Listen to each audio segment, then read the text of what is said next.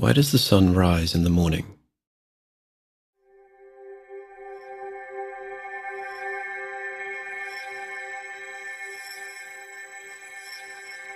It traces its arc across the sky, illuminating my world, moving my shadow and warming my skin, before setting just as surely back into the sea. Why should it be like this? Why should anything happen at all? The mechanics of the solar system are very well understood and can be reduced to a mere handful of equations by modeling in the context of force, mass, and a measurable distance between celestial bodies.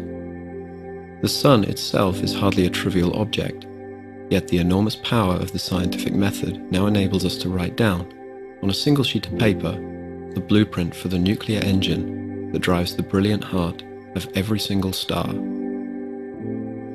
I can, and do, explain these concepts to people on a regular basis, but the question remains, why does it happen?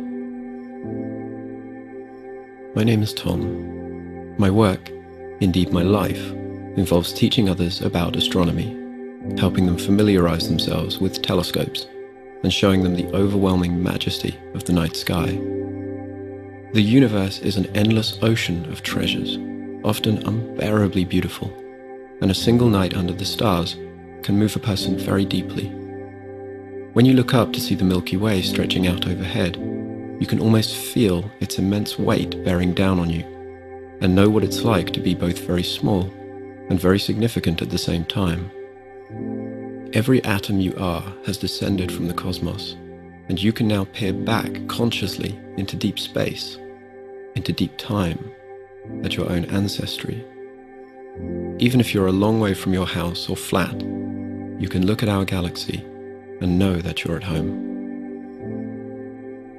I'm an atheist. This means I don't believe in the existence, physical or otherwise, of any god or gods. This includes all of the gods worshipped by members of the world's major monotheistic and polytheistic faiths, but also extends to non-specific or deistic interpretations of God and supernatural beings in general. As a non-believer and a humanist, I live a rich and moral life, and I respect the rights of everyone to have their own gods and religions, even if I think they're untrue, provided that any actions inspired by their beliefs do not impair the well-being of other people. I do not believe we can expect an answer to the question of why anything happens, nor do I see that this question has any relevance to our understanding of things. A question of purpose should be properly phrased within the context of consciousness, which itself is an emergent feature of the ever more complex nature of the brain. By all accounts, advanced brains are a relatively small-scale phenomenon in the cosmos, but even knowledge of a grand design and purpose would not, I propose, give us a satisfying answer to the question. Consider a universe which just exists, and one brought into existence by a creator who just exists. Both seem equally purposeless to me. In the latter case, only the creator can have reasons for our being, which are not our own, and we can never have a complete knowledge of why the creator makes its seemingly arbitrary choices. In the former case, which I believe to be an accurate statement, our reasons, emotions, and moral choices are products of the conscious mind, and are necessarily dependent on stimuli from the external, physical world. Purpose, morality, and our relationships are subjective, that is, dependent on the mind, with ambiguous, but discrete and definable objective underpinnings, because the mind is not separate from the physical construct of the brain. Unless we can control the smallest interactions in nature, and there is no reason to believe we can, free will is an illusion. Yet, however bleak this may seem, it remains that purpose, morality, spiritual experience, and emotional energy are all real. Perhaps remarkably, the universe with God offers nothing at all that the atheist does not already accept, other than the illusion that our choices are truly free. But even if we fully embrace the notion that we do not have free will, we can still be happy, make others happy, and lead very fulfilling lives. Every day I feel a sense of purpose, even if it is just to write an email with the expectation that it will make the reader smile. There are many reasons I was inspired to put together this short essay, and every comment on this video was written for a purpose, born out of the conscious mind of the individual. Many of you are atheists. Are your lives empty?